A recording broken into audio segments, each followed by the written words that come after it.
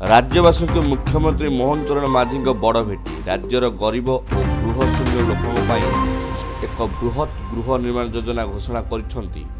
एही योजन आगामी दिन में प्राय 35 लाख योग्य हिताधिकारी को पक्का घर जोगाई दिज्व।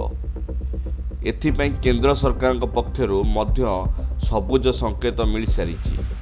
कैबिनेट रे 8टी प्रस्ताव मोहर। राज्य कैबिनेट बैठक 8टी गुरुत्वपूर्ण प्रस्ताव पर मोहर बाजी।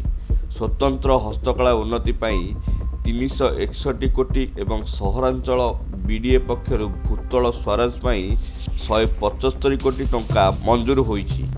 यह सह उठा दोकानी को दिया ऋणर स्टाम्प ड्यूटी छाड़ करने सरकार निष्पत्ति नहीं। जून 25 रु भुवनेश्वर फिल्म फेस्टिवल। आसंता जून 25 रु आरंभ होगा जाउछि तृतीय भुवनेश्वर फिल्म फेस्टिवल 2026।